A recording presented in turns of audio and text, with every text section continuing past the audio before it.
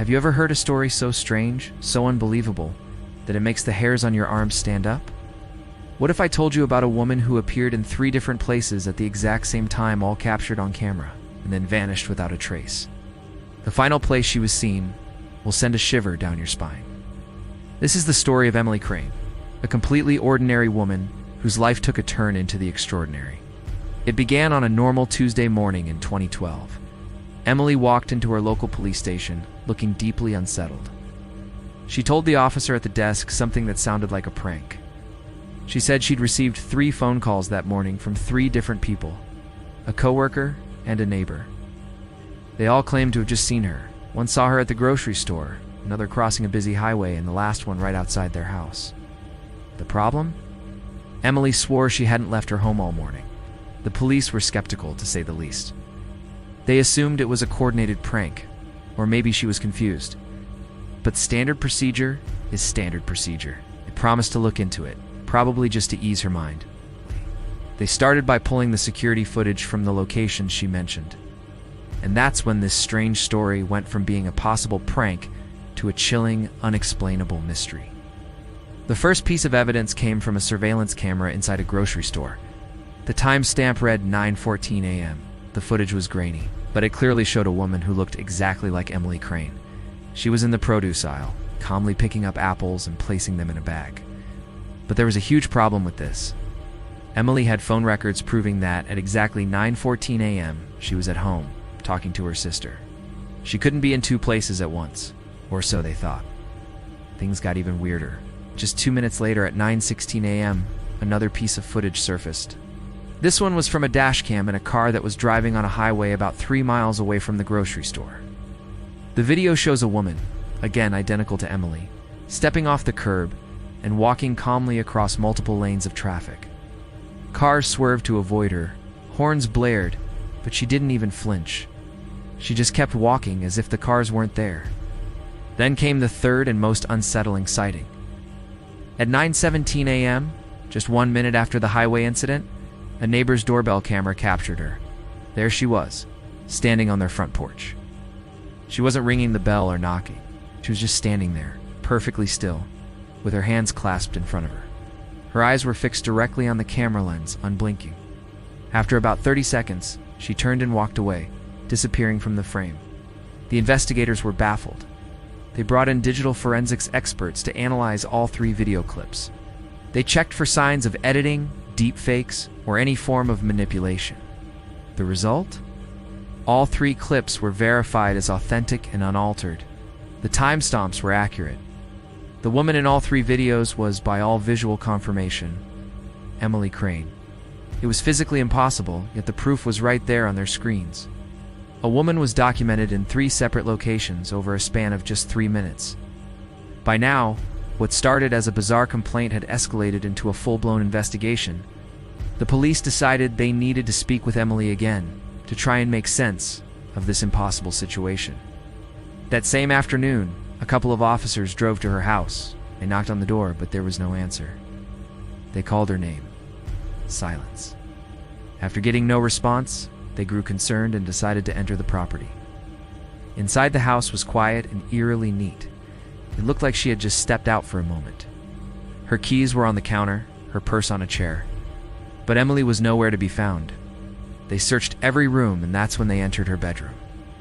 Everything was tidy, except for a single piece of paper lying in the middle of her perfectly made bed. It was a handwritten note. The handwriting was confirmed to be Emily's. The note contained just 5 chilling words. "I'm not the first. What could that possibly mean? Who else had this happen to?" The note opened up a terrifying new dimension to the mystery. It suggested that Emily knew what was happening to her, and that she was part of something larger, something that had happened before. But before I tell you who else this might have happened to, you need to hear about the discovery that turned this from a missing person case into something that sounds like it's straight out of a horror movie. It's what the investigators found when they analyzed the audio from that doorbell camera footage. Remember the clip of Emily standing silently on her neighbor's porch? At first, the audio seemed to be just ambient noise, a distant car, the rustle of leaves. But the forensics team didn't stop there. They isolated and enhanced the audio track, filtering out the background sounds. As they cranked up the gain, they heard something that made their blood run cold. It was a whisper. A very faint, raspy whisper coming from right behind where Emily was standing. It was not her voice. And the whisper said, "Move quicker next time. Move quicker next time." The words hung in the air, heavy with menace. Who was speaking? Was someone with her, just out of the camera's view? Or was it something else entirely? The implication was horrifying. It suggested that whatever was happening to Emily, she was being directed or coerced. It was as if she was failing some kind of test. With this new, terrifying piece of the puzzle, the investigators went back and re-examined every single detail of the evidence they had. They watched the videos again, frame by frame, looking for anything they might have missed. And on their 10th viewing of the grocery store footage, one sharp-eyed analyst noticed something so subtle it was almost invisible. In the background of the shot where Emily is picking up apples, there's a wall of reflective freezer doors. For a split second, as she turns, her reflection is visible in the polished metal. But it wasn't a normal reflection. The reflection was also Emily. But it was facing the wrong direction. The real Emily was looking down at the apples, but her reflection was looking straight ahead, its eyes wide, its mouth open in what looked like a silent scream. And for one single frame, it appeared there were two Emilys in the same shot, the one in the aisle, and a second, terrified version of her trapped in the reflection. After this, the trail went cold. Emily Crane was officially declared a missing person, presumed to be a victim of foul play, though no one could explain the nature of that foul play. Her case became one of those legendary unsolved mysteries, whispered about by law enforcement and true crime enthusiasts for years. It seemed the world would never know what truly happened to her, until 1 year later. In a different state, hundreds of miles away, a security guard at a train station was doing his late-night rounds. It was 3 a.m. and the station was deserted. As he walked along the platform, he saw a woman standing perfectly still near the edge, staring down into the dark, empty tunnels. He noticed her because she was dressed in light clothing, despite the cold, and she was unnervingly motionless. He approached her, asking if she was okay, if she needed help. As he got closer, he saw her face under the dim station lights. He would later tell police that he recognized her from a news story he'd seen the year before. It was Emily Crane. The moment he spoke her name, her head snapped towards him. Her eyes were wide with what he described as sheer terror. Before he could say another word, she turned and sprinted away from him, jumping down onto the tracks and running at full speed into the darkness of the train tunnel. He called for backup and searched the tunnels for hours. They found nothing. No footprints. No trace of her. She had, once again, vanished completely.